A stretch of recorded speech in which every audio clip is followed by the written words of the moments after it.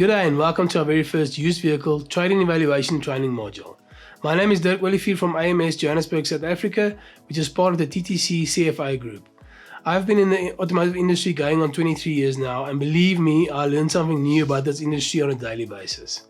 In this training module, I will show you how to conduct a proper evaluation of a possible trade-in vehicle.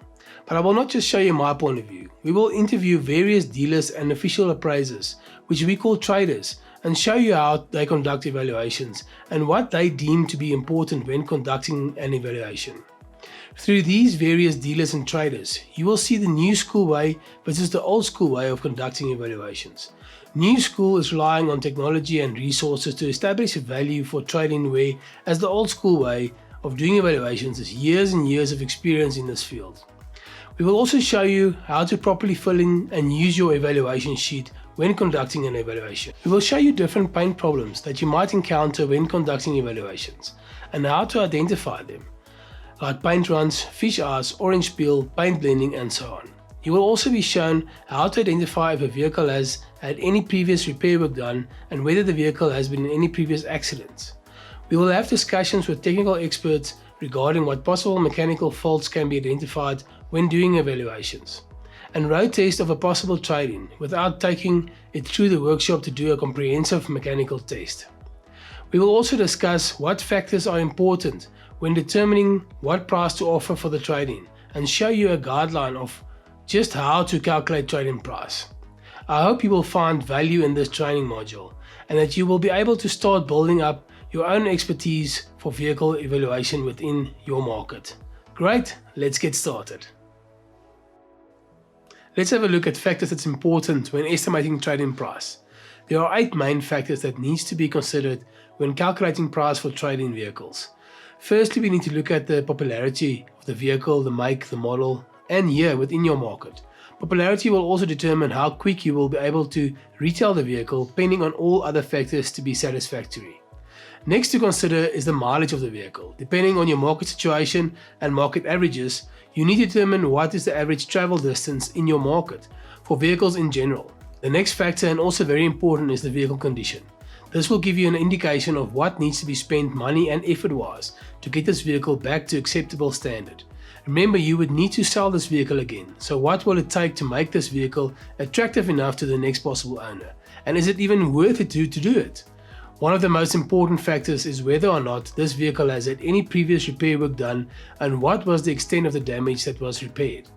You will sell this vehicle again, and if we want to be transparent with the new owner, we need to establish what was fixed. Obviously, if the vehicle you're trying to trade in did have extensive repair work done in the past, I would suggest that you rather not trade the vehicle in, because it will only come back and bite you in the back and cost you unnecessary money and frustration. You will also need to confirm if there is any remainder term left on the warranty, maintenance or service plans, and if this is still valid. One very important factor is service history. A vehicle with service history will always be more attractive than one without. It just shows that the vehicle was well maintained during its lifespan. You can also assess if there's any additional accessories or non-standard specifications. In some markets, exterior color of the car may also play a role. Based on these factors, we also need to make sure that the vehicle we sell on our used car floors are reconditioned properly, should have service records. If we have done any reconditioning, it should be done professionally and by experts. Should always be clean, but we can go into more depth in the future training modules regarding used car vehicle display and reconditioning process. Great, let's move forward to our used car evaluation form and how to fill it in. Let's get started. Welcome guys, we're going to show you how to fill in the evaluation form. If we look at the evaluation form, firstly we have the date, we're going to fill in there, the owner's details, his name, surname, telephone number, vehicle information. This is crucial to get this correct, to make sure that the vehicle that you're assessing is the correct vehicle. From there on, make, model, what year model the vehicle is. If we go to grade, normally when it's a Japanese imported vehicle, you've got different grades from the auction. We can also create our own grades. Speaking to our workshop after we've done the mechanical check to your body and paint, to assess what sort of grade vehicles we are looking for Automark, for our Automark floor. From there on, it's a petrol, diesel, what color it is, the mileage, make sure that you've got the mileage, and if you have proof of the mileage, service record, to make sure the mileage is genuine. It's always preferable to have proof of that. If it's 2-wheel drive, 4-wheel drive, seating capacity, registration number, engine number, chassis number. By getting the engine and chassis number, you can actually check or cross-check with your workshop that this vehicle has been serviced by you guys. It's got a full service history, so it's always good to make sure that your chassis number and your engine number is correctly filled in. From there on, we're going to move to the interior. We're going to check your air conditioning, radio, CD, back camera if it's got, sunroof if it's got. If there's any problems with this, you will click no and you'll make a note what is the problem. So for aircon, for example, the car has to be running to make sure that you know the compressor is kicking in and that it's actually blowing cold. Make sure you test these items correctly while the vehicle's in running condition. From there on, airbag, we can actually spot if the airbag has been deployed or not. You'll see the cracks in the dashboard. ABS, once you do the road test, you'll test the ABS, see if it's in working order. If there's any lights on, if the ABS light's shining, then you know there's a problem with the ABS itself. If it's got a diff lock, just test the diff lock. Security system, so alarm system, just make sure that is in working order. And if it's got any fog lamps, that they are working, they're not cracked or missing out of the vehicle. From there on, we're going to go to your power door locks. So make sure your door locks is working properly, together with your security system, power windows, power steering. When you do the power steering, test for play in the power steering while driving, while you do the test drive, but also make sure that the power steering is working properly. There's no noises when it's fully turned to the left or turned to the right. Otherwise you'll pick up that the power steering pump might be faulty or the power steering fluid is low. From there on, we go power seats and power door. So from your more luxurious vehicles, it has power seats, so move front and back, up and down, make sure that's in working order, there's no funny noises, and that it is actually working. From your interior side, you look at the leather seat, if it's torn, if it's genuine leather, if it's fake leather, just make a note of that. Alloy rims, if they're all still in good condition, not scratched, not cracked, or any damage or any dents in the alloy wheels. From there, if you have a bull bar, spoiler, or roof rail, make sure they're also in good condition. No cracks, no big dents in the roof rail or in the bull bar. And then the spoiler is also not cracked and it's properly fitted to the vehicle if it's got a spoiler.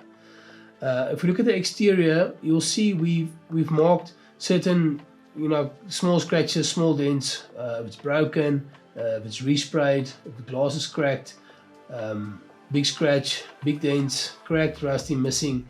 And then you've got certain logos or icons you can use to actually note on the vehicle itself. For me, you don't need to use these icons specifically, as long as you know what you're using. And if you speak to your body and paint center, ask them to give you sort of a quote on a small scratch, let's say not to 5 centimeters, and then a bigger scratch. And then you can also note your small scratch, maybe like a small line. If it's a bigger scratch, just put some lines in between, and the line is a 5 centimeter or smaller scratch. And if you've got a line through it, it's a bigger scratch. Through this, you can also estimate what the cost will be, because your body and paint will tell you scratches up to 5 centimeters will cost so much, and any bigger scratches will cost a little bit more or get a certain set value. It will give you an easier calculation on how to estimate your cost for reconditioning. Same with your dents. For me, I would use a small circle for a small dent, or a line through it for a bigger dent. And if it is actually a huge dent that we need to, the panel needs to be panel beated, I will make a triangle over the circle itself. It's up to you what sort of icons you want to use for certain damages or certain scratches. As long as you know, your body and paint center knows, and your workshop knows what you are jotting down and what you are estimating recon cost on these vehicles.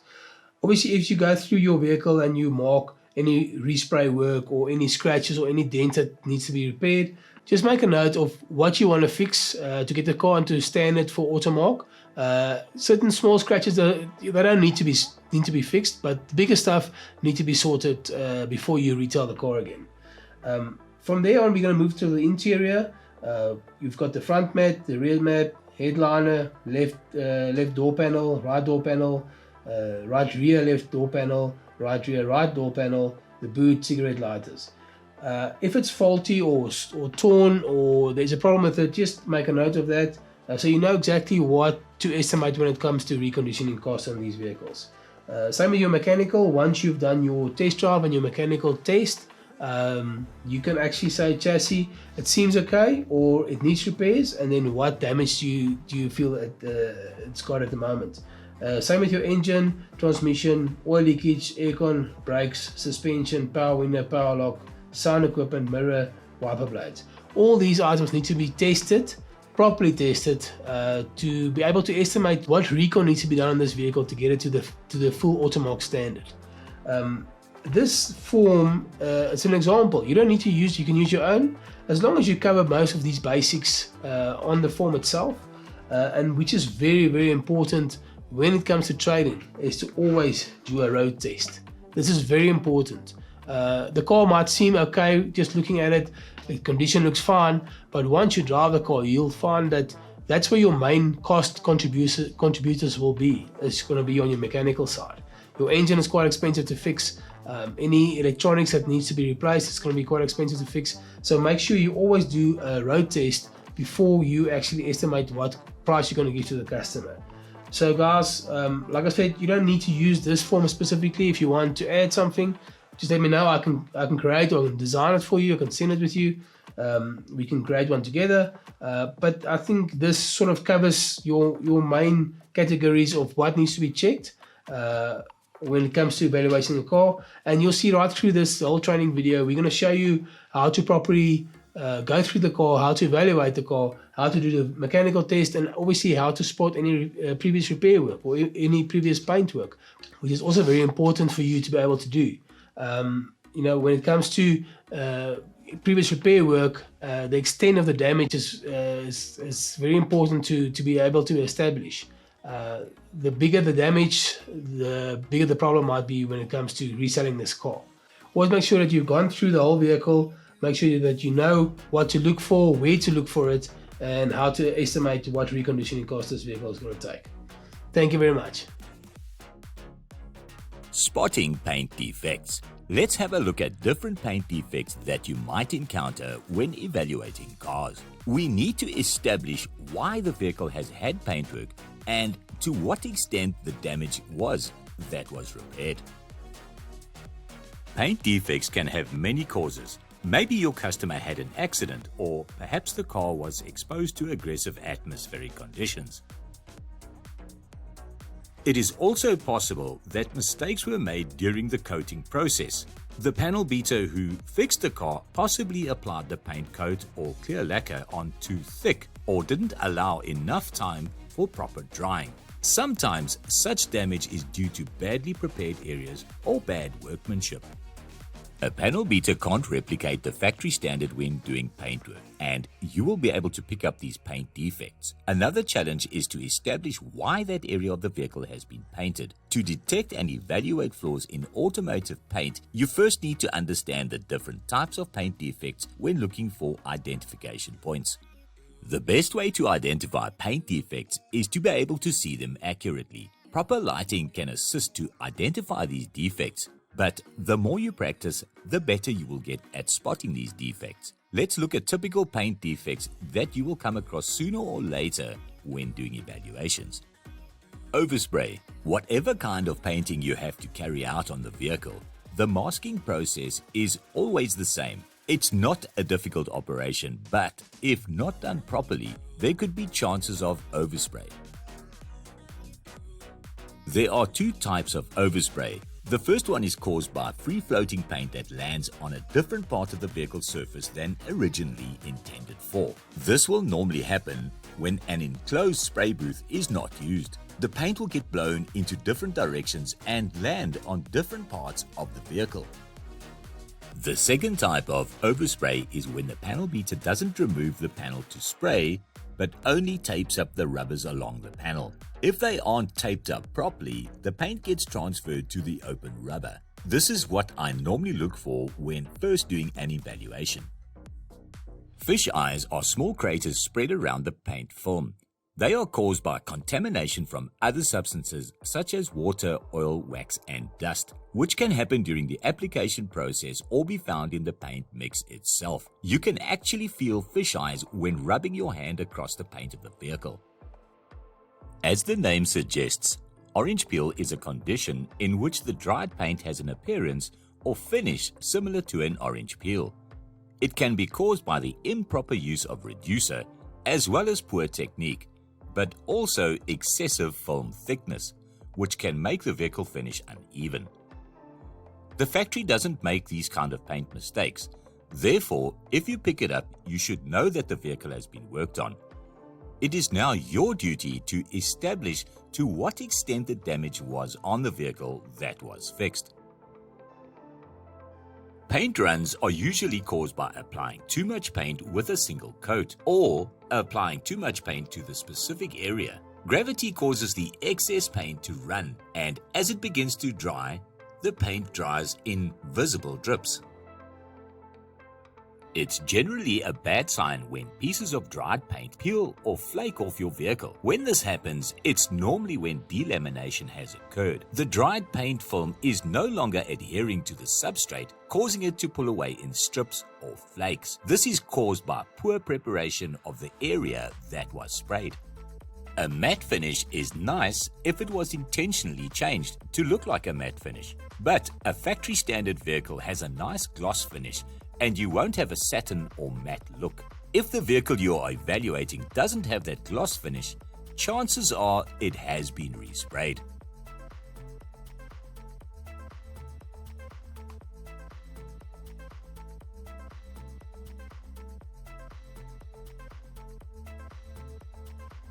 Conduct a quick color test. Take a complete walk around the vehicle and see if any of the panels appear to be a different color than the others. If, for example, a door has been repainted, it is not uncommon for that door to be a slightly different color than its adjoining panels. The aftermarket paint process is different than that of the factory, and it is very difficult to replicate. Be careful with plastic bumpers though, because the factory paint on a plastic bumper can appear slightly off from the same factory paint on a metal fender. The finger test. Run your finger along the edges of the doors, window, and also the back edge of the hood. These edges should be smooth if painted in the factory. Normally, with aftermarket paint, the person applying the paint is more focused on the panel finish, and the lip of the panel will therefore be slightly rough or bumpy. A rough edge normally indicates a panel that has been painted, and you should examine it further. The overspray test. As previously stated, when a vehicle goes to have damage repaired, the bodyman will mask off the area he is going to be painting using tape. He will cover areas not needing to be painted with pieces of paper. Unless this guy is painstakingly a perfectionist, they normally leave a small edge of the black rubber trim exposed around the base of a window or a molding or some other area, which results in a small trace of overspray of the panel color on the black trim. Sanding mark test. If a vehicle has been repaired before, chances are that the repaired or dented area was filled with body putty. This is a putty that is mixed with a hardener and then put into the dent and sanded to match the original shape of the panel.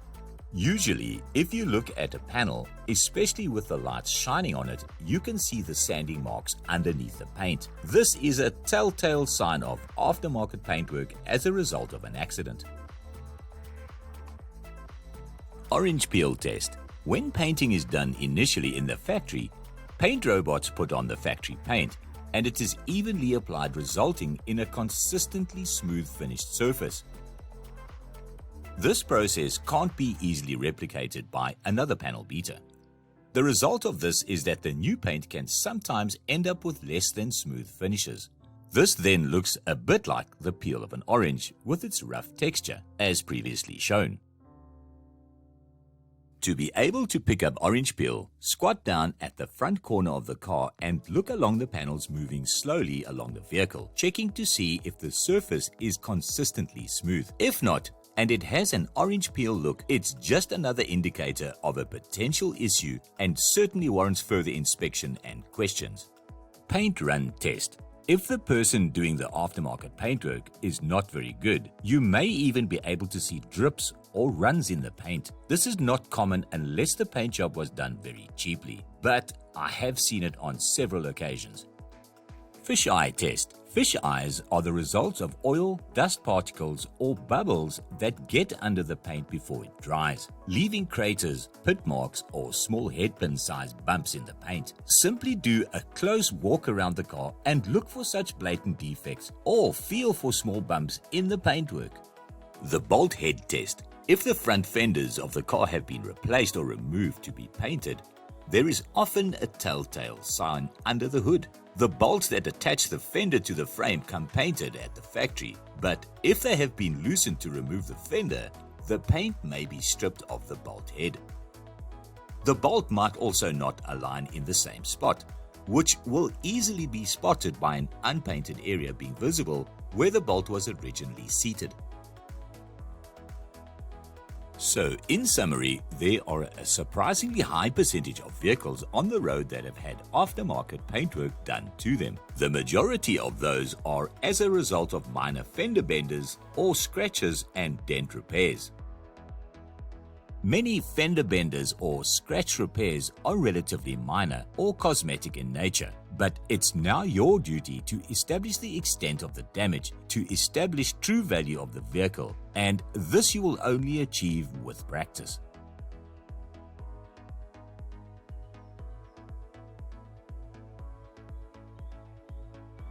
Welcome guys, today I'm going to show you how to do evaluation. I'm going to show you my way. Throughout this whole training video, we're going to show you different dealers on how they do evaluations. At the end of this training video, you can make up your own mind how you're going to do your evaluations going forward, what aspects to focus on, and how you're going to go forward. So for now, I'm going to show you how I do it. So let's get started. Where I start with a straight line parking. The reason I do that is to check the chassis of the vehicle, if it has been damaged or has been bent in any previous accidents before. So what you do is you park the car on a straight line. You'll see that the back and the front wheel are both in the same line. If the back wheel is out, slightly out to the right or to the left, you know the chassis has been damaged or it has been bent. So this is a quick way, an easy way to check if the chassis of a vehicle has been previously damaged. Next, I'll move to the front. For me, this is where I would normally start when I do the evaluation. What you need to look for, you'll see, we spoke about it earlier in the training about the paintwork. So for me, easiest is to look for any overspray on the rubbers running alongside the windows and alongside the panels. If the gaps between the side panel and the bonnet is aligned. Same with the gaps in the front and also the gaps on this side for the panel and for the bonnet. I will also look for any damage on the bumper. We can see here's a couple of scratches on the front bumper itself, and on the side there we can see this light's a bit loose, so we just have to look to see what the problem there is. Same with this, just see if the gaps are all straight and all nice. Let's open the bonnet.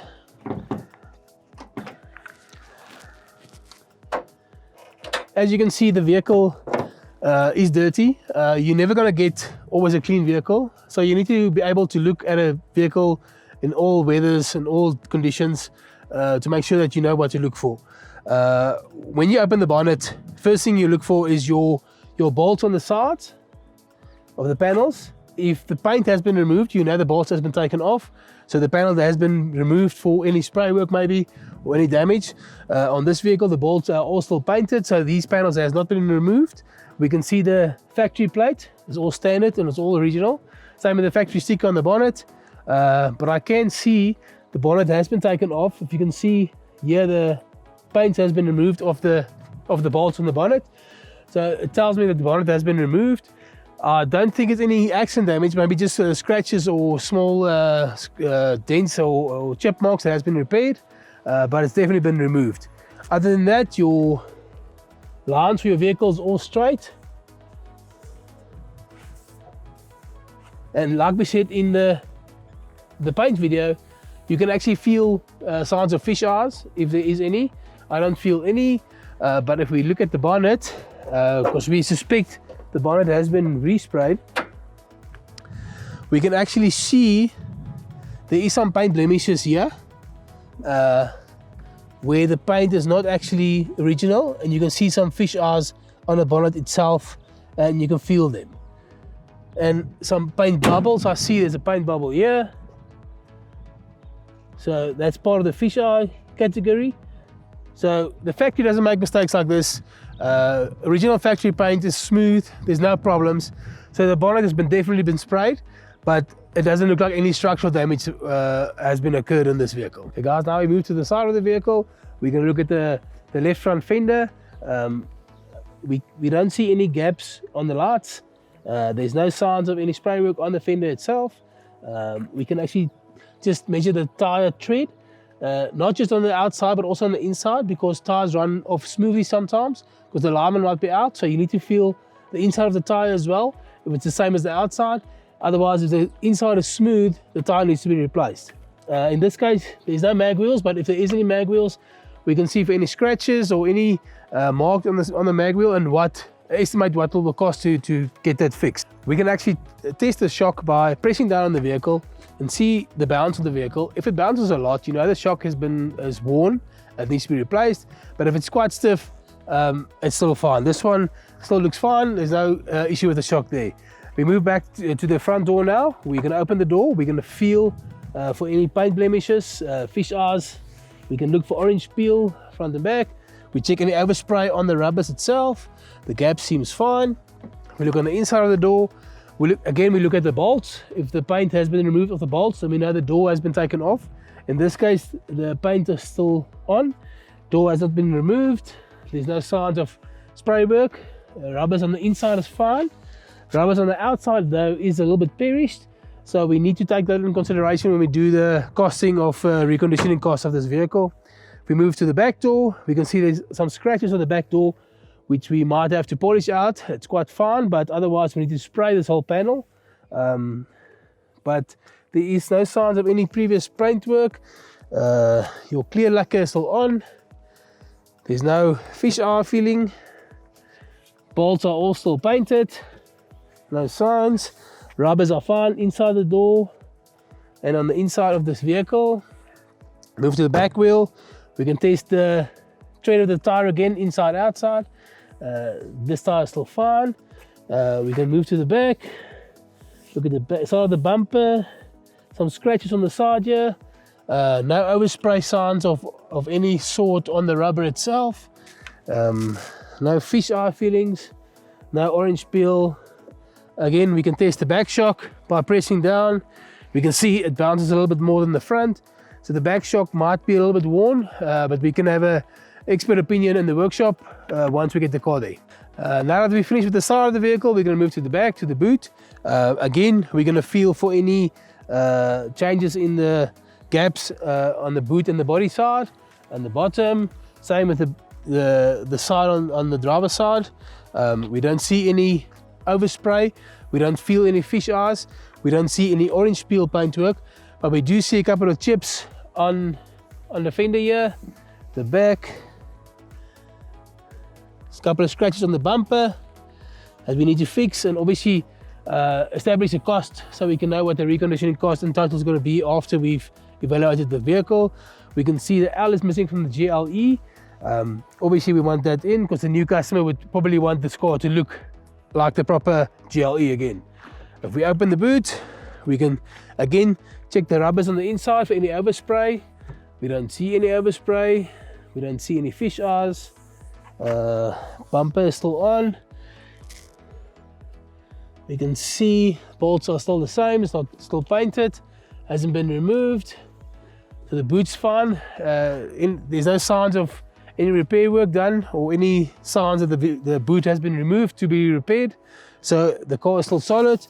If we can look at the spare wheel itself and the frame, you can see the original paintwork from the factory is still here. So there is no spots or signs that the vehicle has been worked on. We can feel the spare wheel is still hard, so no flat tires there. So from the back, the vehicle is still in fairly good condition. apart from a couple of scratches. Let's move to the driver's side. At the back, again, we can test for the shock. Just push down, see how many times it bounces. Also a little bit more than the front. So more than likely your two back shocks either need to be checked by an expert in the service department or it needs to be replaced. Again, we're going to check for the gaps between the lines. Gaps still seem fine. There's no signs of overspray on the rubbers, no signs of fish eyes, no signs of any paint runs whatsoever. We do have a serious scratch on the wheel arch here, which needs to be obviously fixed and then obviously blended within the body paint. Checking back tire inside as well, still seems fine. No signs of any worn on the inside. The door, checking the rubbers, all still fine. If we open the back door, we can check again the bolts. Bolts are still painted, so that's a sign that the door has not been removed. Rubbers are all still fine. Inside of the door as well, rubbers are fine. We're going to move to the driver's side. A couple of scratches on the back door, which I need to mention. It also needs to be fixed if the new customer or the new owner wants to be fixed. Otherwise, it's fairly small. You might get away with that. We look on the inside of the driver's side door. There's no signs of overspray on the rubbers. The inside bolts are still painted, so the door has not been removed. Rubbers are still fine. On the inside, the bottom, no signs of spray work. We run our hand across, we don't feel any fish eyes, no paint blemishes we can see, no paint runs. Again, the rubbers, the gaps in the doors as well. We check our front tire, inside, outside. Also a little bit worn, so maybe your front two tires needs to be replaced before you retail this vehicle. Gaps are still fine. If we look at the front shock, also bounces a little bit more than the back. So your two front shocks definitely need to be replaced. And other than that, the vehicle looks in pretty good condition. Let's go to the inside. Now that we're in the vehicle, first thing we look at is the mileage. It's 111,000 Ks. Compared to the pedals, you always need to look at the pedals, because if a car says 30,000 Ks and the pedals are quite worn, or the rubbers on the pedals are quite worn, then you know this clock has been turned back. The rubbers on the pedals looks right for the age of the vehicle and right for the mileage of the vehicle. We can also double check on the service books inside the car, which should be here. Let's check when the last service was done, and also by who. Last service was done on 110,000 kilometers. So it was quite recently, and I see it's a major service. So obviously the cam belt has been replaced as well. Okay, now we've confirmed the service history of the vehicle. We can look at the overall condition on the front. Steering wheel is not too much worn, so it's all right for the age and for the mileage of the vehicle. You can actually start the vehicle, test your aircon, make sure it blows cold. You should actually hear the aircon compressor kick in. Otherwise, you know that needs to be replaced. Otherwise, if it still kicks in and it's not blowing cold, it just needs to be regassed. You can check your smoothness of your gearbox when you're driving. Later in this training video, we're going to show you expert opinion from our service department on what to look for when test driving the vehicle. But it's very, very crucial that you need to test drive this vehicle before any trading happens, because your major cost aspects is going to be on your motor. That's going to cost you the most. So if you don't test this car or evaluate this car properly, at the end of the day, it's going to eat away on your profit if you do sell this vehicle. So if we look at the steering wheel's fine, handbrake seems fine, cigarette lighter is there. Unfortunately, this car has got manual windows, so they're all working. If it was electric windows, you need to test each and every window, front and back, to make sure that everything is in working order. But let's leave it over to the experts to show you what you need to look for.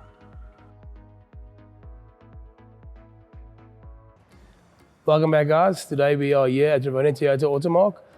We brought our 2001 Toyota Corolla 1.6 GLE automatic with us again, just to show you guys that there's different ways to do evaluation on a vehicle, not just my way, but a different approach every time. We're going to meet Morne Leach, who's the used car manager at Rivonia Toyota.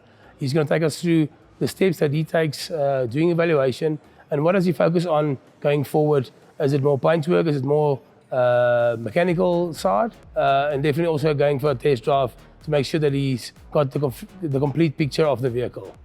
Let's go meet Mornay. Hi guys, welcome. I'd like to introduce you to Mornay Leach. He's the used car manager at Toyota, part of the Automark group and part of the CFAO group. Mornay, just tell us a little bit about yourself. I started in the Toyota group in the motor industry 2011 as a salesman. 2014 became an Automark manager.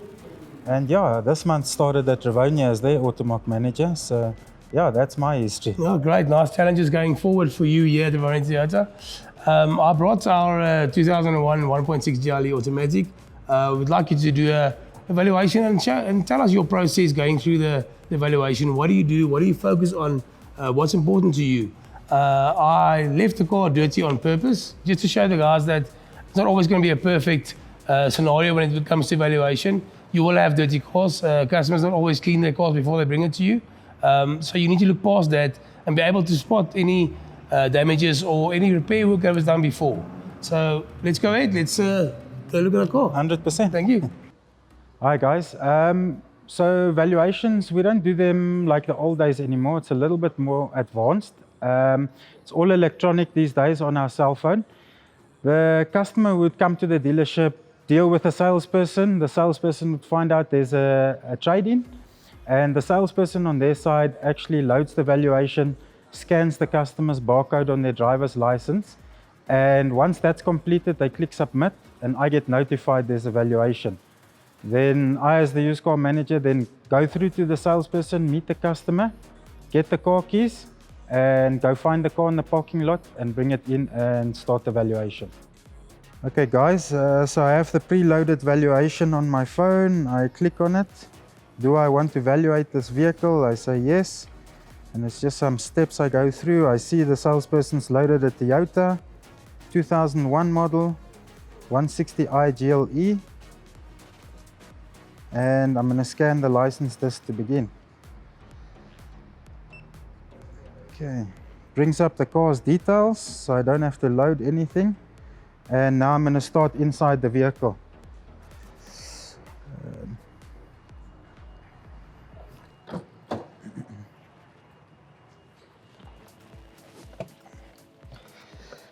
Okay, I start with whether it's a manual or auto. This vehicle is an automatic.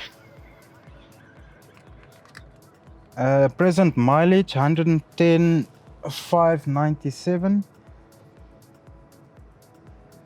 Next step, we check the service history.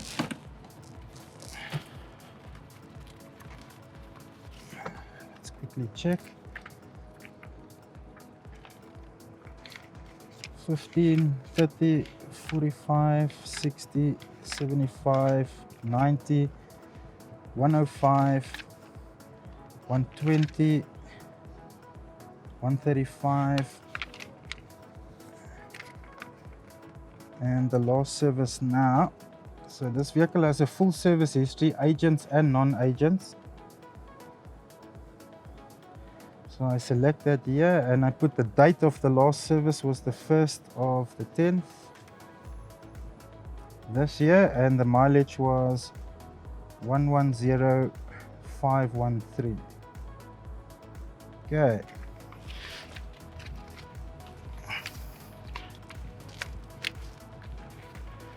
So I'm actually just going to check the aircon and all those type of things in the vehicle. Make sure it works. If the vehicle had electric windows, I would test them now, and I would test the electric mirrors as well. So the aircon's blowing nice and cold, so it works.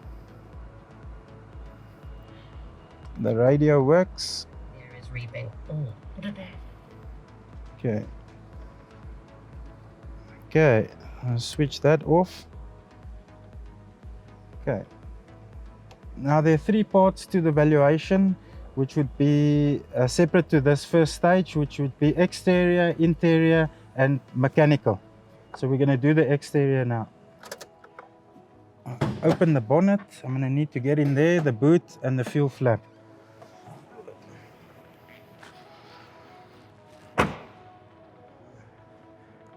what I'm going to do now is check the engine bay.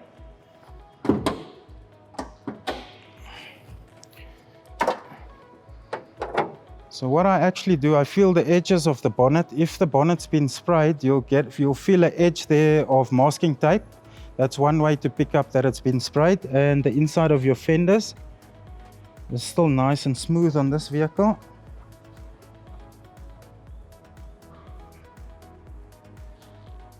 Okay, and I just check for any accident damage inside the engine bay.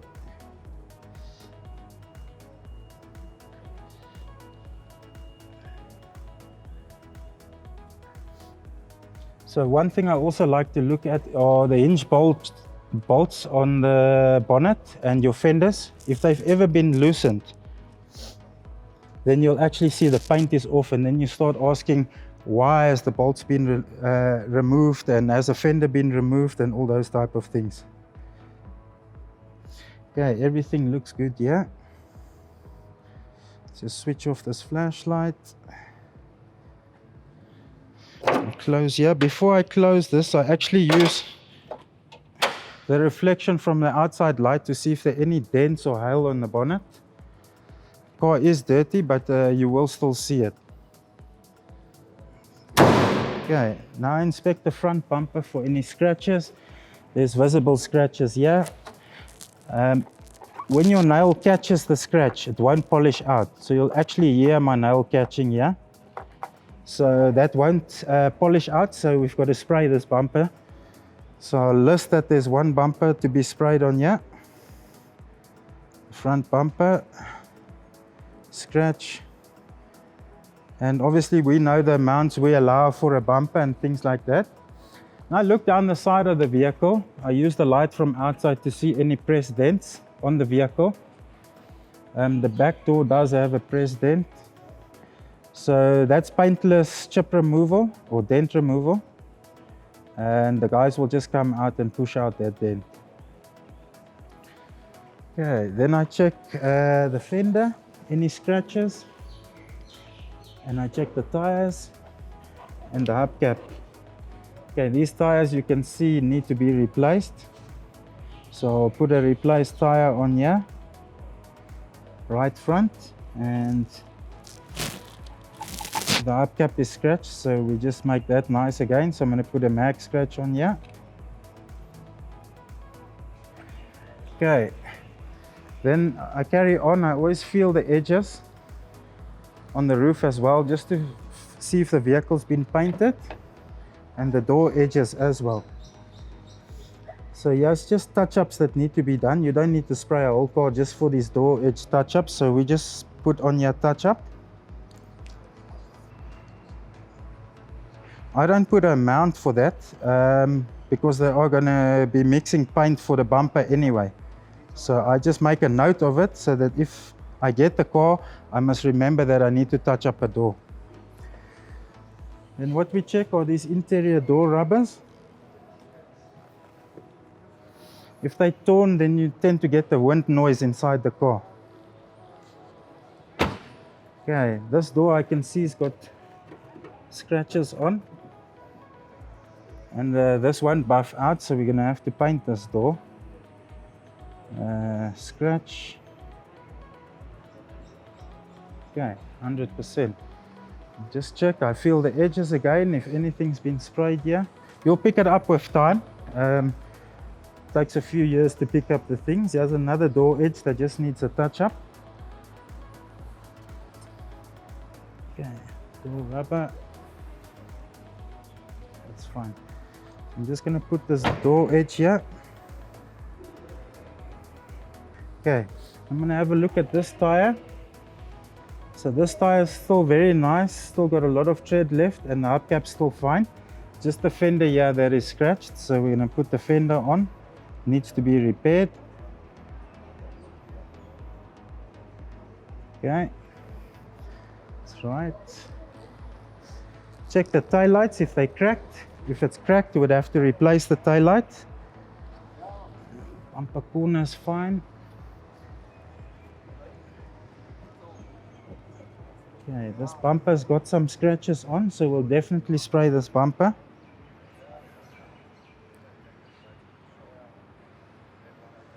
Okay, what I do, I check inside these edges as well. You'll feel a very solid line if it's been masked and taped up.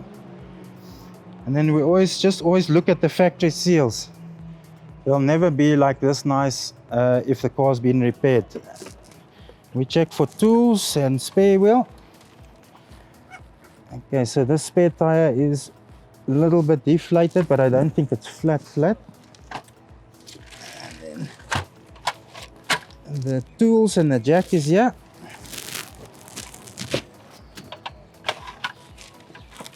So I'm just gonna say check spare tire.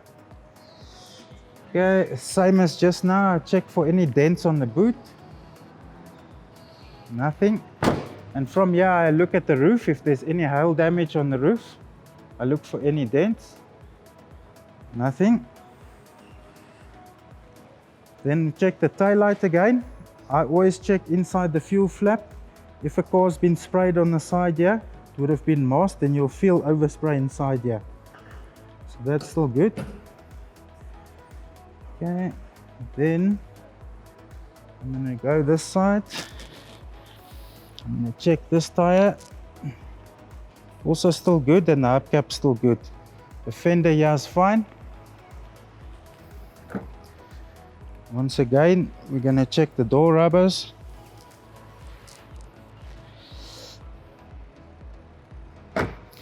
There's a tiny scratch there and there that we'll also just fix.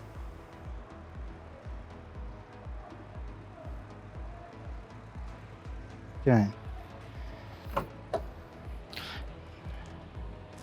Okay, just another door edge just for a touch-up.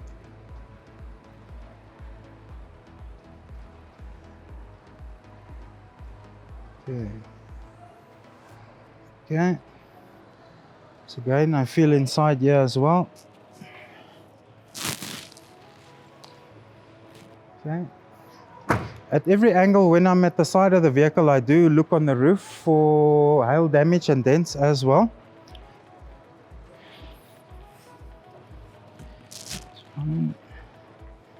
Fender, checking this fender now. Also, this tire is finished, so we'll put this tire on.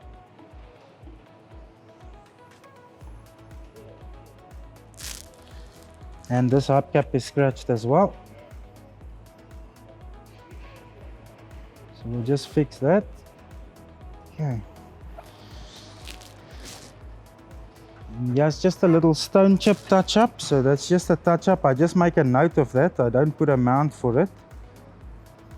And then when I'm in front again, I just check the roof again for any dents. Okay. Now I go back inside the vehicle and I'm going to check for interior repair work, doors, seats, things like that. I did notice 4 doors, but this is the second stage in the valuation. Okay, so what I look at inside the vehicle as well is the steering wheel. If it's worn, then we'll have it refurbished. You don't need to replace it. There are guys that can refurbish it. We check the seats for any torn cloth or trim or leather. We check the gear lever, check this, check the dash, cracked dashboards, anything like that. And then we check the floor carpet as well. And the door panel. Now this door panel here needs a repair. The trim that was on here is off, so I'll just say that this door panel needs a repair. Okay. And then I just check the hood lining, nothing there. So then I'll close here. I'll go to the back. Check the seats, the hood lining, the back of the seat. We check the floor carpet as well in the back. It's all good.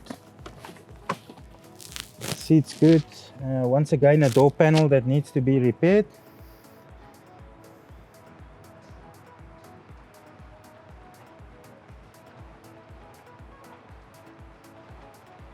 Okay. Then this side, I check the seats as well. It's all good. I'm gonna check the floor carpet. It's all good. And this door panel here also needs a repair.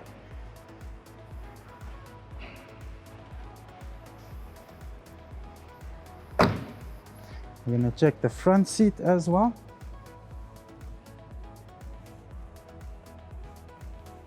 Okay, that's good. Just this door panel, and that floor is fine. So it's just another door panel, right? And then we just make a note of what color is the vehicle's interior. In this vehicle it's gray. And we'll now go over to the mechanical side of the valuation.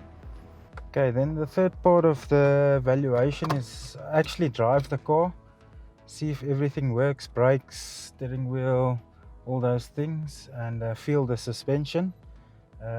You'll definitely hear if there's a problem. So we'll just take a short drive.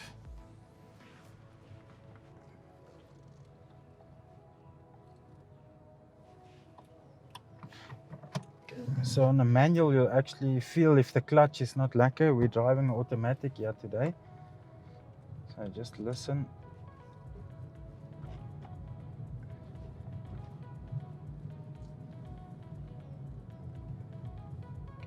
Check the indicators. Check the windscreen wipers.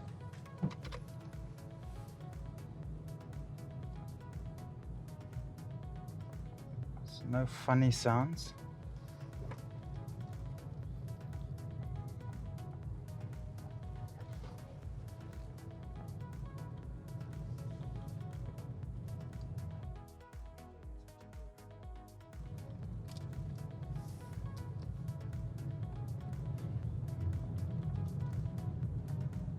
Everything sounds normal to me. So we'll just do this. Then usually I'll park it back in the parking lot for the customer and then take the key back to the salesperson. I just got one more inspection just to see for any visible leaks underneath the vehicle, oil leaks and things like that. And then I just check the hooter as well. So everything seems to be working. And then my last step, I'll just check underneath the vehicle if there's any visible oil leaks or any visible signs of damage. Okay. Okay, everything looks good, and I'm just going to check at the back for any signs of visible damage or things like that.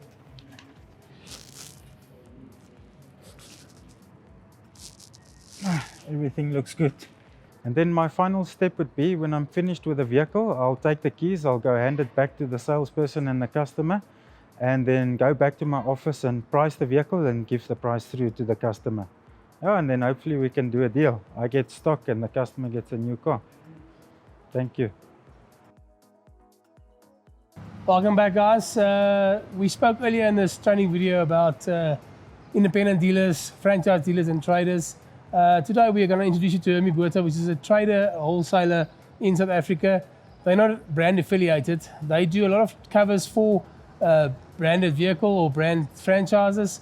We're going to look at our 2001 Toyota Corolla 1.6 GLE automatic, which Hermie will do evaluation for us. He's going to show you what he focuses on, how he does the evaluation, what's important going forward, and obviously how to evaluate the vehicle properly. Hermie Botha, just explain a little bit about yourself. How long have you been in the industry up to now? Dirk, yeah, I've been in the industry plus minus 35 years. I started off with Toyota, worked for Toyota for a long time, and then I moved over to Mercedes-Benz, where I went through used car manager, sales manager, and then I had my own dealership, second-hand dealership for a few years. And now I buy and sell cars, and so I value a lot of cars at a lot of different dealerships, which I buy and sell. Yeah, so you deal with a lot of franchise products, not just one specific franchise. So we're going to look at what Hermie looks at when he's looking at evaluating a vehicle. Let's go look at our 2001 Toyota Corolla. Okay. All right, good morning. Today we're going to look at a 2001 Toyota Corolla 160i GLE automatic. Obviously, it's a 19-year-old car, which are things that you got to consider when you value a motor car like this. So let's take a look. First, we will take a walk around the car and look for obvious mistakes or obvious flaws. that we need to repair on the vehicle. For example, if we look around here, it's got a tiny mark on the front bumper. The front tire on this side is worn off on the side. Here we have a few scratch marks. If we walk around the back of the car, the back bumper has got a few scratch marks on it.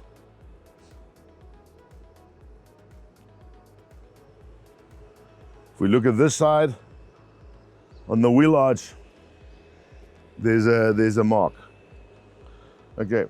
Then what we look at the lines of the car, you know, to see the doors and that, and if the gaps. Let me just show you here what I mean by that. We look at the gaps on the doors, on all the doors, and so we'll go around the car on the boot lid, just to make sure that from a visual point that we can't pick up that the vehicle has actually been in an accident.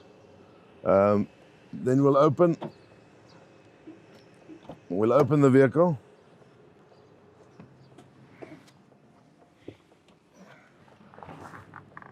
Okay, first we open up the hood, then we inspect the engine compartment of the vehicle. We particularly look at the front cradle to look for accident damage. We look at the bolts to see whether there was actually, you'll note, if there's been work on them, the paint will be removed from these bolts. We look at the chassis legs, and then we look at all the welding inside the compartment to make sure that the vehicle was not in an accident. In this vehicle, we can see that there was no front end damage on this car, so that is satisfactory. We've already looked at the lines, and then if we now can go to the boot. Inside the boot, we'll remove the boot or lift the boot mat. And again, you look at all the lines here. You look at all the joints of the factory joints that you can see there was no work done to the back of this motor car. So on that, we're satisfactory that there was no accident damage to this particular motor car. However, we need to drive it, which we obviously won't do right now, but you need to drive a car to make sure that with this, in this case, it's an automatic gearbox, that the changing of the gears are correct. If it's a manual, that you listen, feel the clutch, feel that that is all in order. Listen for noises like CV joints, and then engine noises that you pick up which is not right. This vehicle, I don't know if it's got a full service book. We will inspect the service book and see if it's got a service history. As you can see, it's called the Toyota Book of Life. There you can see all the different services was carried out on this vehicle. So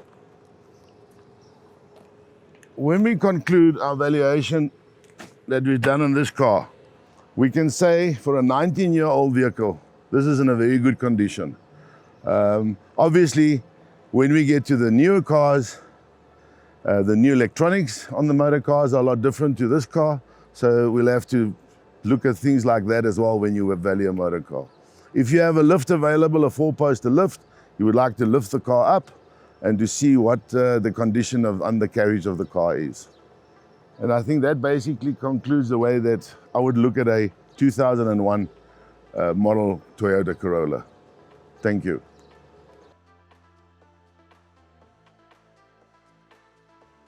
Welcome back, guys. I'm standing here with Andre Nel. As we said earlier in the training, we're dealing with franchise dealers, independent dealers, and traders or wholesalers. He's actually part of the trader wholesaler group. He's on his own. He's not brand affiliated. Andre, just tell me a little bit about yourself. When did you start?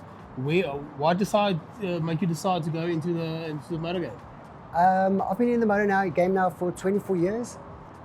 Selling cars, it's been my whole life story. So Yeah, and I've been at a lot of franchises, and I've decided to do my own thing because there's a big gap in the market for people that can't actually go look for stock. So we try and help them get stock for their stands. And Great. So we brought our 2001 Toyota Corolla 1C GLE again for Andre to have a look and to show us how he does evaluations, what does he focus on, what's important to him. So Andre, let's get cracking. 100%. Thank you. Let's do this. Guys, we're here to evaluate this 2001 Toyota Corolla. In my part, it's very, I must explain the car very nice to my customers because they take my word, they actually don't see the vehicle. So I'm their eyes and ears and everything on the vehicle. So what we normally do is we go through the car step by step, around session, we take the car in for a test drive so that the customer knows exactly what he gets once he gets the vehicle. So let's start. We normally start with a roundabout on the vehicle. So the most features is it's a 2001 model, so there will be scratches, but apparently to the customer, you must explain to the customer what is needed on the vehicle. So normally we check out for the lines to see if there's any damage to the vehicle. We can see there would be a little dent mark, so that will have to be removed. The doors is very nice and clean. We go through the cars to see if there was previous paintwork. To see if there's previous paintwork, you can always tell whether the car was in an accident. That always decreases the value of the vehicle as well. As we can see, this fender has been sprayed. There is a few little fish eye marks which is in the vehicle, so that also will affect the pricing of the vehicle. One specific thing we also do, we check the license disc to see if there's any outstanding license fees. That's also a factor for making up the vehicle's price. What we do now is we just check the engine bay for any defects on the engine bay. We can see all the original nuts hasn't been tampered with, so that means the vehicle hasn't been in a front accident. The vehicle is nice and clean for the year model. Obviously it's a 2001, so the engine won't be basically clean and everything like that. The chassis number, which we call the VIN number, that hasn't been tampered with, so that's a very good situation to be in. Once the engine number, the chassis number has been verified, we can go further with the evaluation.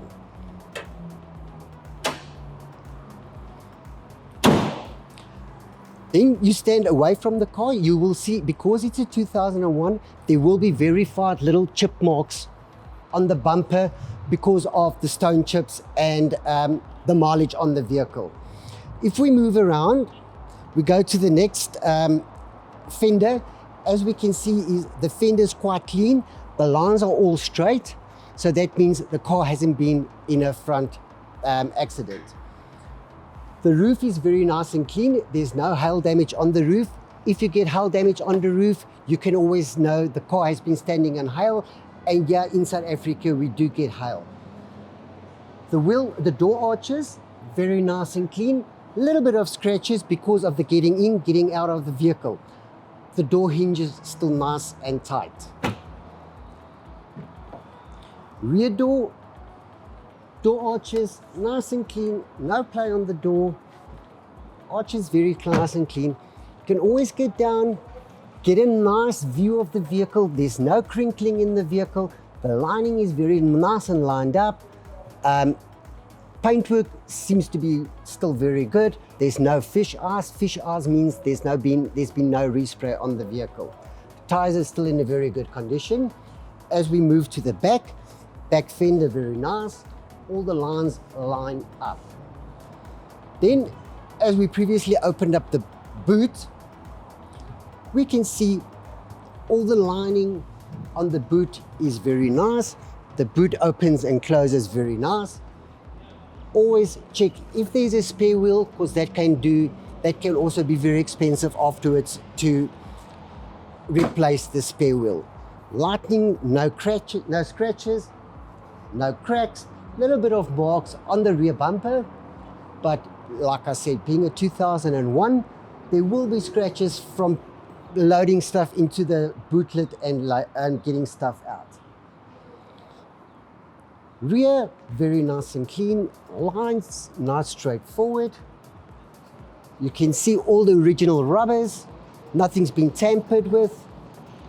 Door arches, Still nice and clean. No play. Nice little clean car. As you can see, because the 2001, you will have a little bit of scratching on the vehicle. As we move into the vehicle, this vehicle has got 110,000 Ks on the clock with a full service history. What we normally do then is we take out the service book and just check if all the service records are up to date.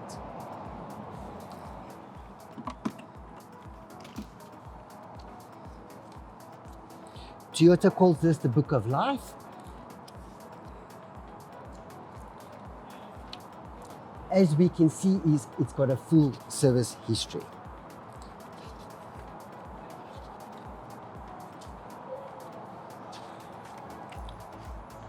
So it has just been serviced, so that means the car's been well looked after.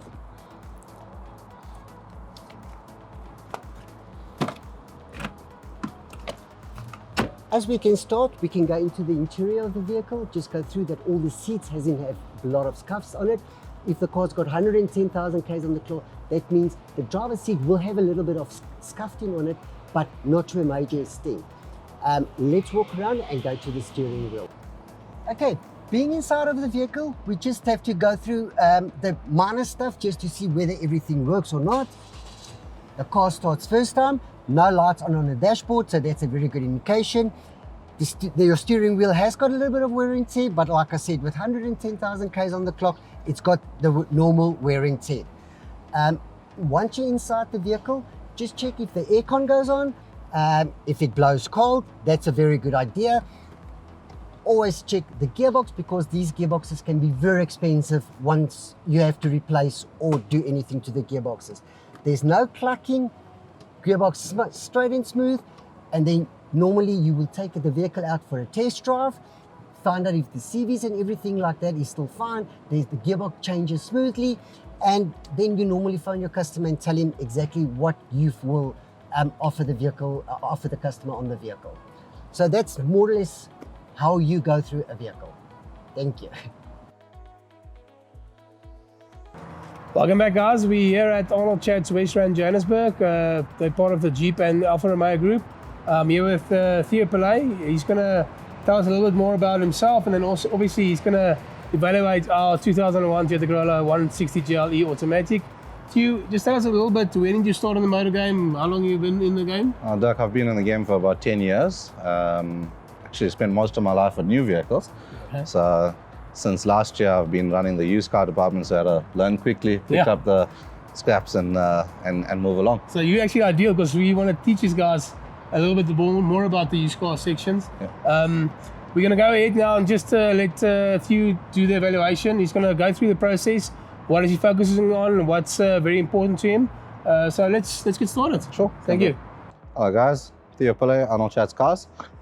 Take you through the evaluation process today. I'm going to be looking at this Toyota Corolla over here just as a demonstration model. Firstly, I normally start off an evaluation by checking the VIN numbers and then going through the VIN plate just to see that everything matches, that it's not a duplicate VIN number on the vehicle, to ensure that everything is 100%.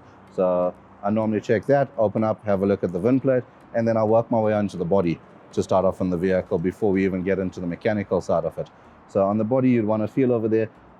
If you feel the edges of the paintwork, you'll feel that this one's quite rough. So it has had a bit of previous paintwork. So you can immediately see that this car's had a bit of action, or it could have been cosmetic repairs, depending once you get in, and then you can have a better look at the vehicle.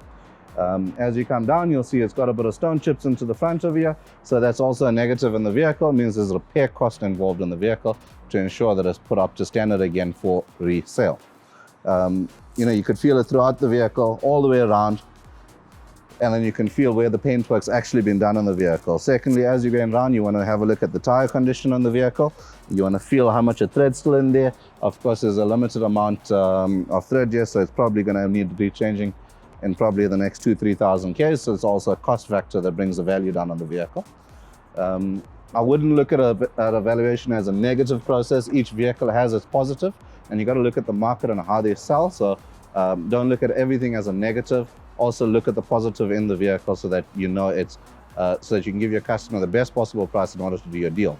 So further down, you can feel down here. So this one hasn't had any paintwork on this door, but it does have a little bit of stone chips and so on. So it's no previous paint on the door. You want to check if there's any dents on the side. On this one over here, quite clean, no problems. Just a little bit of a brush touching on the side, which is normal nicks when you open up your door against maybe a wall or so. Moving along to the back. Same story, you'd want to feel around here. On the edges, it'll immediately pick up. You can also see the glue starting to give a little bit away over there. So something to take into factor on the reconditioning on the vehicle. Onto the back, some extra stone chips in the back. So you're gonna have to look at maybe respraying the spoiler in the back over here.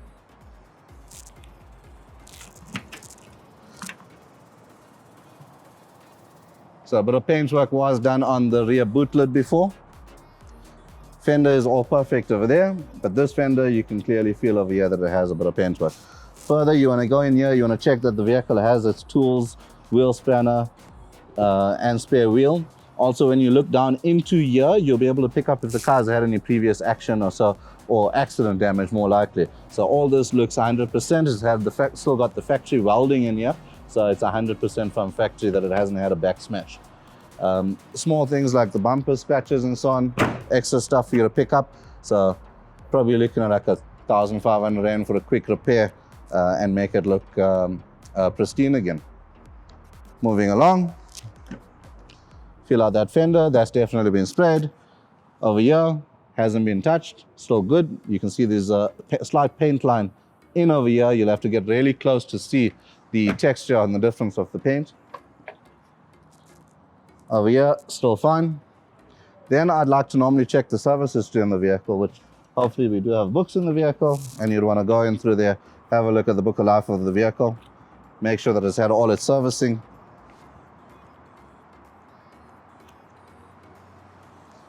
So on this side of here, you can see a dealer stamp in there, but you want to check that the mileage, everything corresponds actually to the service history on the vehicle. Then I normally get into the interior of the vehicle. I have a look at what the interior looks like, check out, make sure that the fabric's not torn, or if it needs cleaning or redoing. Depending on the vehicle, every vehicle is going to have a different finish on the interior. From there, you'd want to probably start up the vehicle, get into the, check that the aircon's working, make sure that there's no warning lights on the dashboard.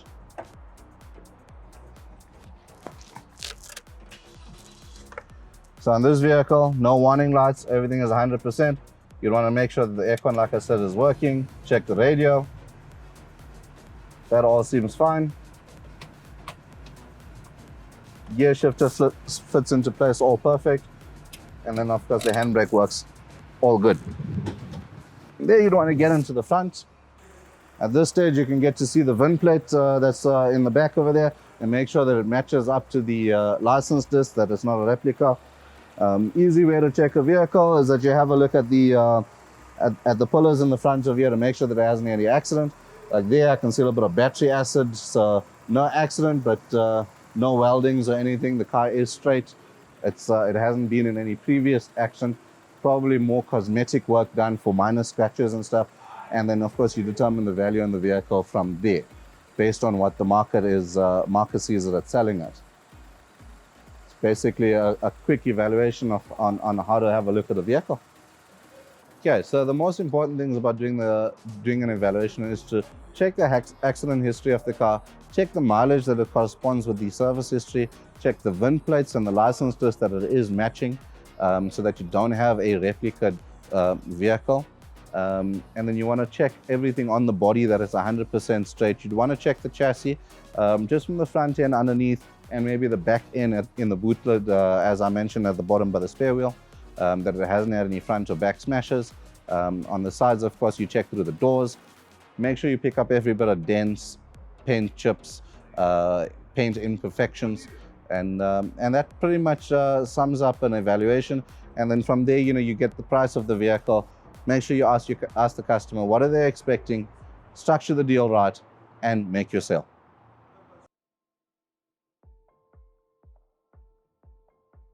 Welcome guys, today we are at Global Auto House. I'm here with Louis, the sales manager for Global Auto House. Like always, we brought out 2001 Toyota Corolla 160 GLE. Louis, just tell me a little bit about yourself. When did you start in the game? How long are you in the game? I've been in the game since 2004 with Global Autos.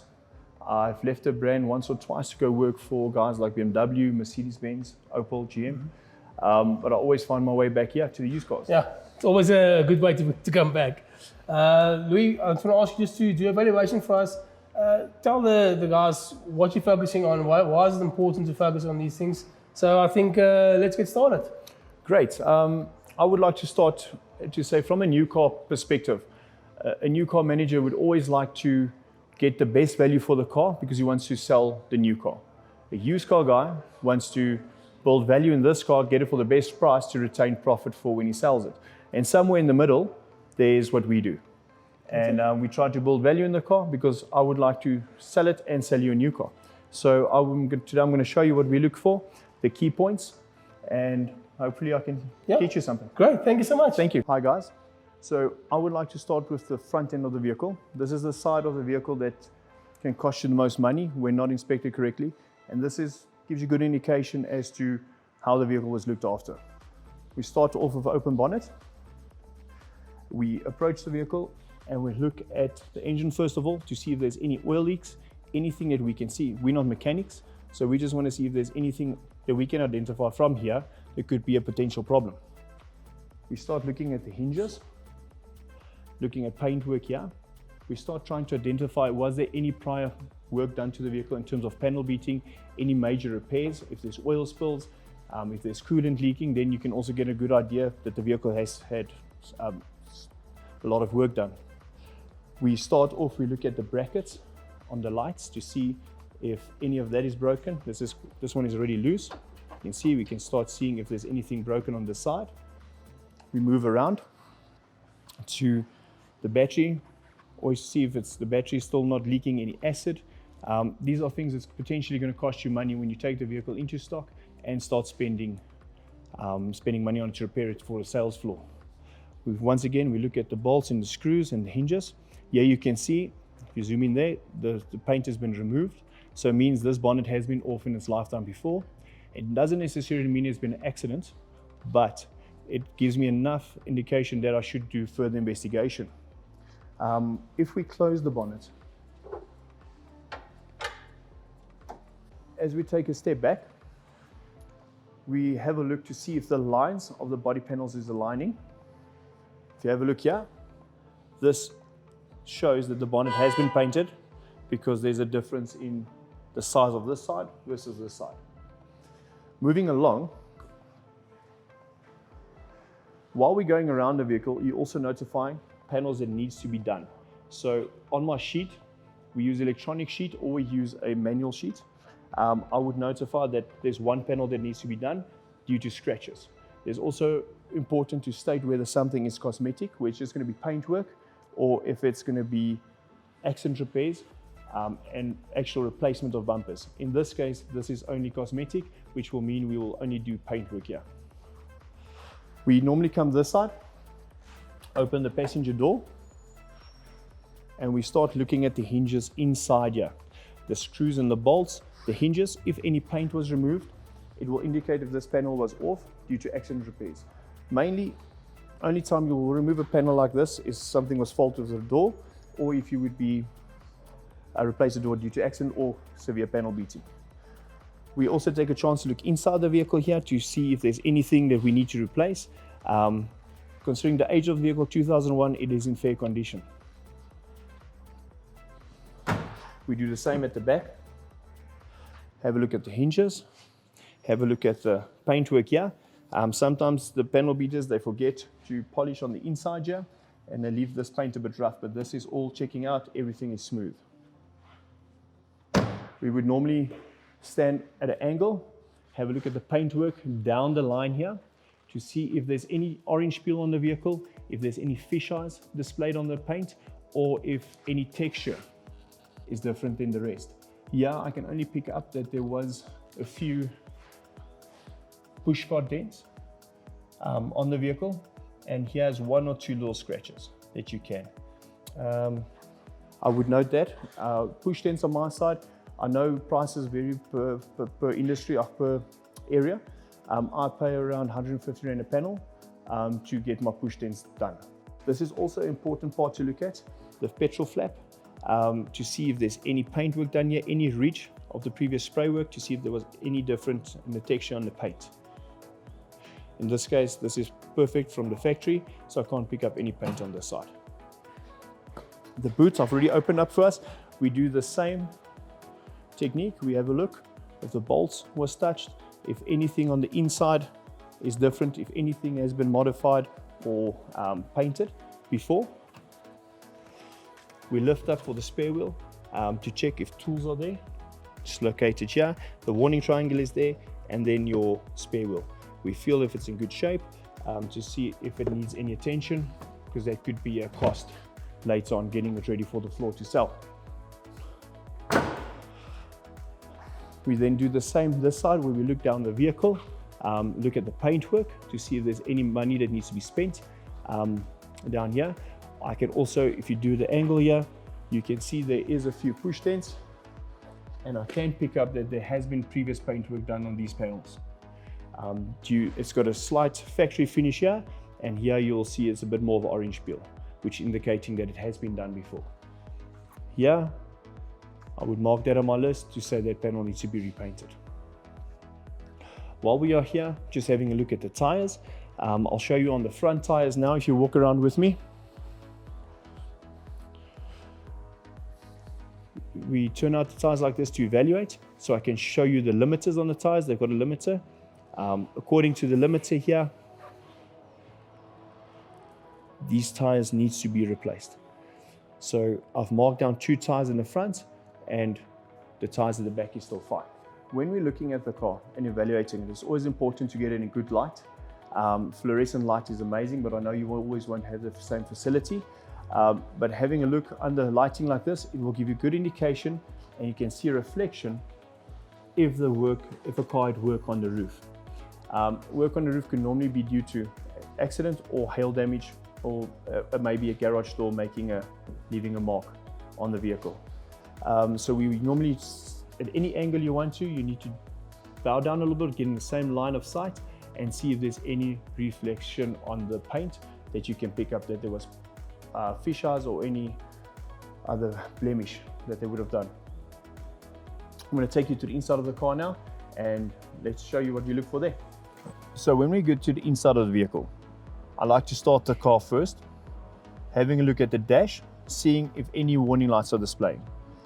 Normally we check for engine lights, airbag lights, ABS lights, any of those reflecting means there might be a fault or error in the vehicle. We start off by checking the mileage, recording the exact mileage down, and then we reflect back to the service history to see if the vehicle has had any services. This vehicle's service history is full, and we see when the next service is due, because all of these things are costs that you need to take in consideration when pricing the vehicle. We start off by checking electronics. This has got your normal wind down windows, but we see if the windows are working. If any of these attachments are broken, that's a cost for the dealership that we need to take into consideration. We have a look at when you're starting the vehicle. Does the central locking work? Does it make any funny noises starting the car? We also take into consideration the radio. Is there a radio fitted? Is there a factory radio in the vehicle, or is it aftermarket? Sometimes your customers might have an issue with having aftermarket radio if it's had a decent factory fitted radio. We have a look at the aircon unit to see if the aircon is blowing cold, but just as important as the aircon is the heater. I've had in some cases where the heater was faulty and it cost me up to 12,000 Rand just to repair the heater. We look at your little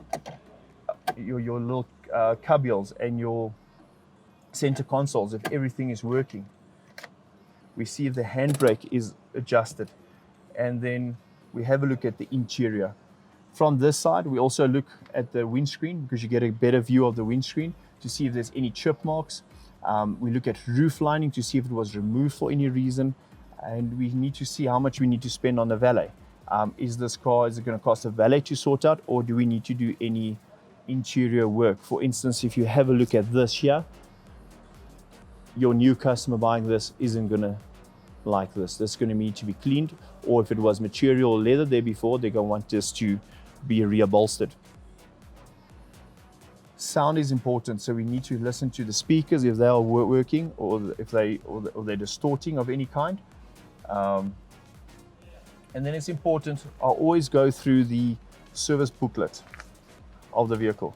Many clients tend to forget previous repairs in here that they're not disclosing to you.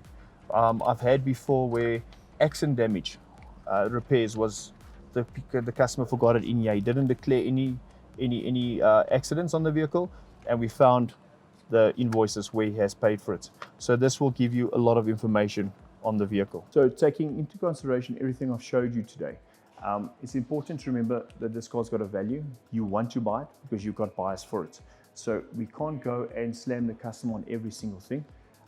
You need to know your costing, what it is to repair a panel. Here by us, we pay about from 1,300 to 2,500 Rand to repair a panel. My dents, 150 Rand a panel just to do your press dents. Tires, it's always good to have your suppliers on hand. I have good relationships with them, so I know tire prices offhand, or it's a phone call away. And the last important thing on this evaluation is the drive. To go drive it, to see if everything and all the working parts is in order, and write it down, get it on paper, see what it's going to cost you, get it in a showroom condition, and offer your customer an accurate price based on that. Thank you.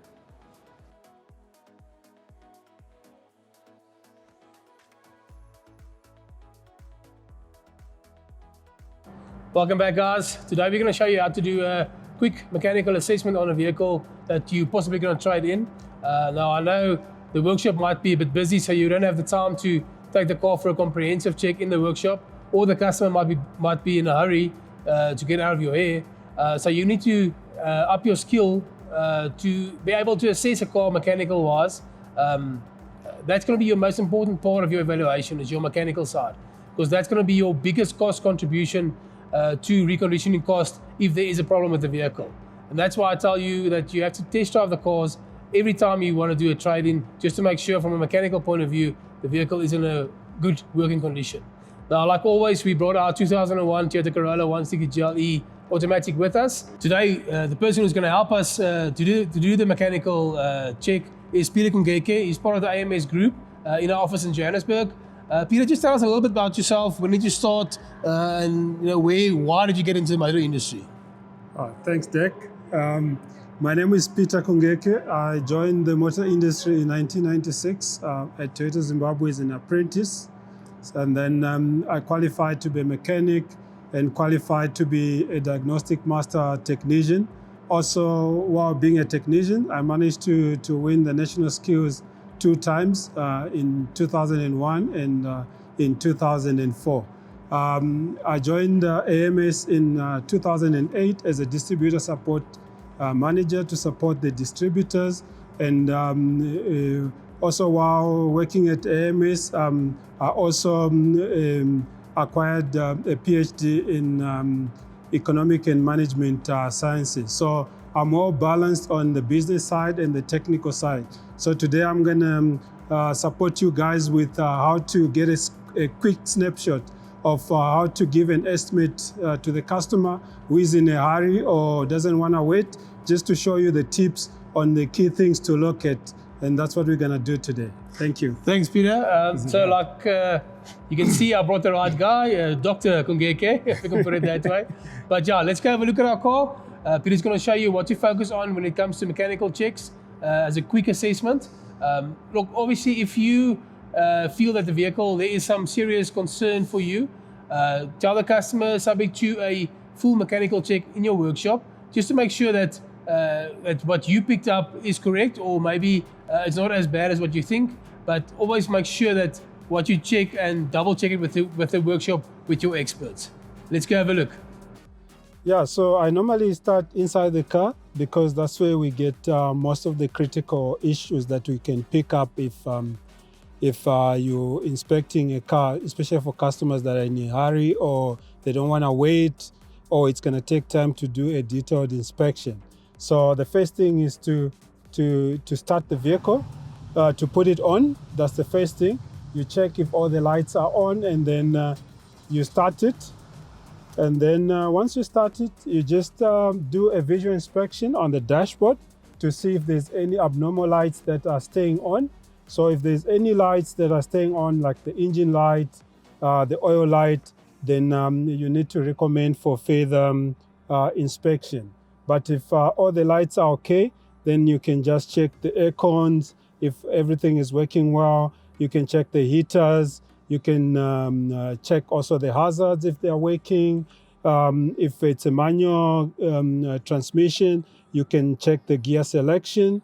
And then also check the pedals, the free play on the clutch and the brake pedal, just to get a feel. And this comes with experience. Once you do it quite often, you feel the normal range of the pedals. So basically, this is what I look at when we are inside the vehicle. Yeah. So once you are happy with your lights and the interior functioning of all the items, then you can just try and rev up the vehicle just a little bit, just to listen to some engine noises and abnormal things that might come up. And then sometimes the belts must be squeaking. Maybe there's some big engine noise that is there. So then you can refer it for a detailed inspection. But while you are revving up the vehicle just slightly, also you can check the type of smoke that is coming out. So sometimes it can give you a white smoke, which shows that there's oil that is seeping into the cylinders, or it could be black smoke. So you just need to see. So if the smoke is abnormal as well, then you can refer the vehicle for detailed mechanical inspection. Yeah, so when you decide to take the car for a test drive, so the first thing is to pay attention to the wheel alignment. So ideally, when you're driving on the straight path, your steering must be straight. And then also you need to feel the pulls. If it's pulling to the left or it's pulling to the right when you're driving on the straight path, then there should be something wrong on your wheel alignment. But if it's driving straight, then it's okay. So after the wheel alignment, also pay attention to the noises from the suspension, from the shocks, in front and the rear as well. So those are the key points that you need to pay attention to from the suspension. And then also while driving, if you can get to 80, feel the wheel balancing, if the balance is right, and also just braking, especially at 100. If the pedal is vibrating, then maybe there's a judder in brakes. Then you might need to look at the brakes. Yeah. So while test driving your vehicle, you also feel the engine power, how the performance of the engine, but also to not strictly adhere to the speed limit, so that you don't drive above the recommended speed limit in your country. And then while you're feeling the engine power, also look at your view mirror and watch the smoke during acceleration and deceleration as well. So that will tell you give you an indication of the condition of the engine. So again, if you see white smoke, there could be a problem. If you see black smoke, there could be a problem. So also you need to check under the hood, so just to do a visual inspection. And usually this is how all the vehicles come in. They come very dirty. You can't even see anything. So the first thing to look at is oil leaks. If there's any visual oil leaks, and then after the oil leaks, you can check the fluids. You can check the brake fluid, the washer water, the radiator. You need to check the coolant bottle here. Just check the tightness of the of the battery, and then if everything is secure, you can also check the fan belt tension, if it's okay. So once everything looks visually okay, then that's okay. But if you've got any doubts, you can quickly consult with the technical guys to support you. And again, as you do this every day, you develop your skills day by day, and by the end of the day, you'll be knowing most of these things. But again, to wrap up, make sure all the fluids are okay. They are there: the oil, engine oil, the power steering oil, the brake fluid, the water, the coolant, and then once everything is fine, then you are good to go. Yeah. So once you're happy with the visual inspection, then you close your hood, and the correct way of closing is keeping it here and then drop it, and then you know that it's fully closed.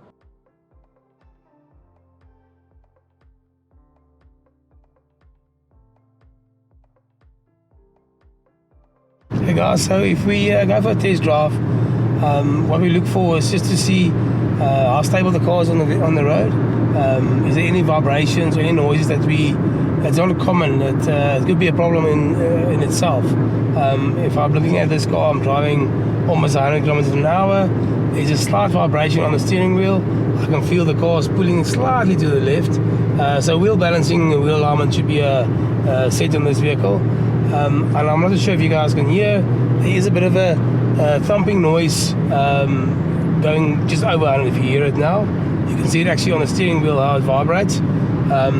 It's cause of maybe one of the causes might be a flat spot on the tire, which can actually mean that the tires are on one side it's quite flat. It was probably braking hard at one stage, and it created a smooth surface on the tire itself.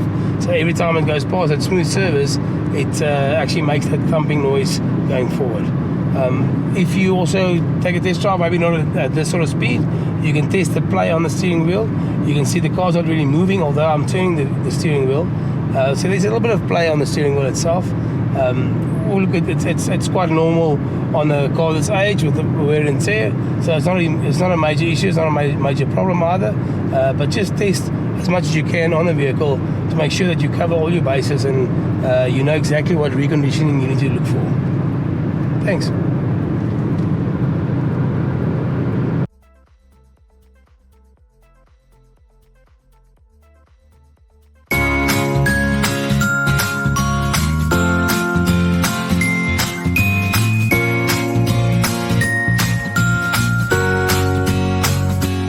Whilst we as auto dealers might be keen to put a customer into the driver's seat of a new vehicle, getting the value that they expect for their old car as a trade-in might just put a sour taste in their mouths due to the extremely high expectations that they have. In our current markets, our customers are used to selling their vehicles privately and for market retail price. Obviously, we can't offer the customer retail prices for their trade-ins because we need to consider reconditioning costs and also possible profit margins.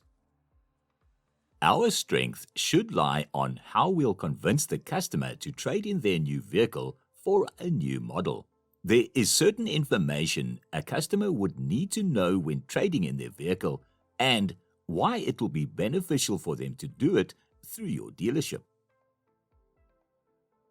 Customers should know exactly what condition their vehicle is in. They might be under the impression that their vehicle is spotless, but as a matter of fact, there might be a lot of reconditioning that needs to be done before the vehicle can be in an acceptable retail condition that will adhere to the Automark standard.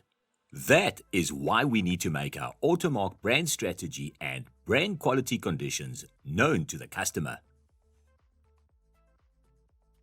We should give clear transparency on why and how we got to the price. Mostly, the customer will not be happy with the offer, but if we explain how we got to that price, it might help them to accept it. This increases your chances of closing the new deal.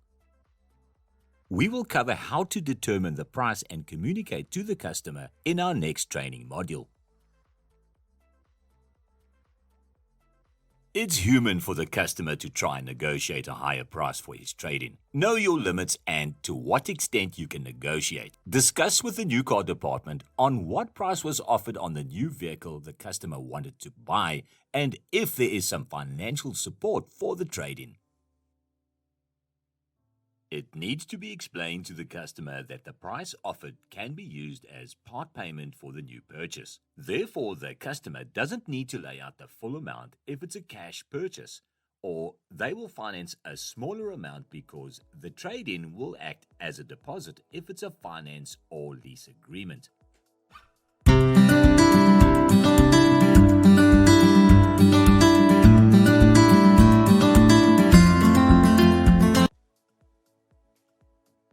We can also educate our customers on certain trade-in mistakes they must avoid in securing the highest price. The mistakes customers normally make consists of the following. Inform the customer that they need to advise you when having the vehicle repaired to ensure quality of the repair. This will ensure you have historical knowledge and degree of repair to the customer's vehicle, so by the time the customer wants to trade in their vehicle with you, you will have documented knowledge of all previous repair work done.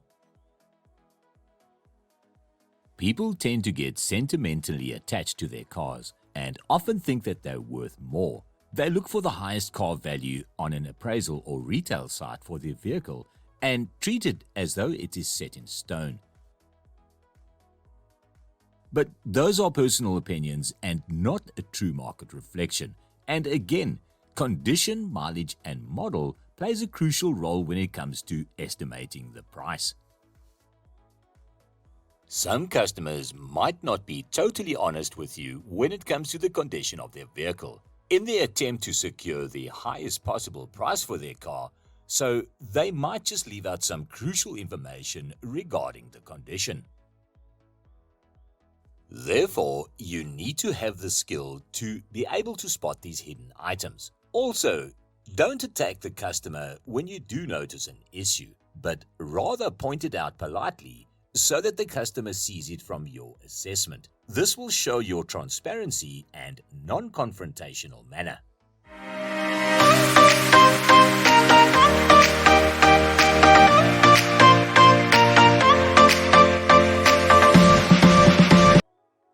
All evaluations should have a specific data capturing process. The data you will track will support any possible future offers on the specific vehicles that needs to be traded in. The following is just an overview of what information should be tracked after the evaluation was conducted. Customer. Obviously, this will be your most important information to track. Who they are, where they come from, where they have purchased before, and what are they looking to replace their current vehicle with. This will also assist with customer segmentation and replacement trends. You need to record year, model, derivative, mileage, condition, and service history, expected price, and given price. From this, we can track if the offer was accepted or not. If we can also track what was the reason on non-acceptance, not only from the customer, but also from you, the vehicle might not have been automarked.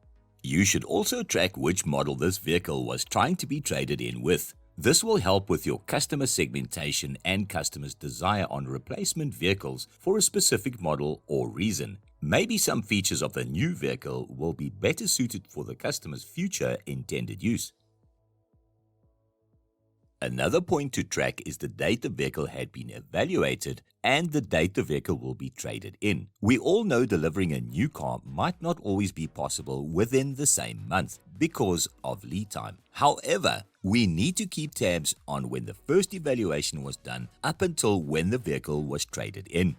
You should also do a second evaluation and a comprehensive mechanical check before delivery of the new vehicle to confirm that the condition has not significantly changed.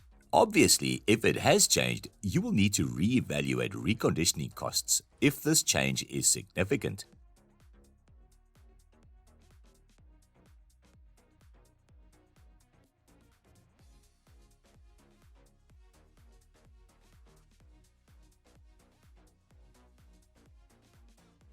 There you have it, guys. I hope this training video gave you some insights on evaluation and what to focus on. From my viewpoint, there are 3 main areas you need to focus on: overall condition, any previous paint or repair work done on the vehicle, and the maintenance record. When selling a unit that was traded in, we need to be transparent with the new customer. Obviously, it will make it easier to be transparent if you know these 3 aspects. This will also allow you to be able to sell the vehicle with confidence. Earlier in this video, I told you that experience plays a huge role in being able to properly do an evaluation. That is why the more you do it, the better you'll get at it. It will be easier for you to pick up previous repair or paint defects the more you do this. So practice, practice, practice. You have also seen that the evaluations we showed you from the different dealers and wholesalers are done a bit different. That is because of previous experience, different focus points, or set ways in how they do it. You have to find your own rhythm and what works for you, as long as you at least cover all the basics. I would suggest you speak to your body and paint department to give you a cost breakdown on what it will cost if you have to respray a panel, cost in fixing different size scratches or dents, and cost on small areas that need to be buffed or polished. This way it will speed up your cost assessment on body reconditioning. Remember to always take the vehicle you are about to trade in for a test drive, because your engine is the heart of the vehicle and it will be your biggest cost contribution if reconditioning needs to be done. The more you do evaluations, the easier it will get to know what to look for and how to spot any defects or problems. Thank you so much for joining us on this evaluation journey. We will do a lot more training videos in the future and hope to bring you more insights on different aspects of the used car business and activities. If you have any questions or you need any requests, please feel free to contact me on this email address or telephone number. I'm here to support and assist as much as I can. I hope to see you guys soon and continue to make Automark a force to be reckoned with in Africa. Cheers.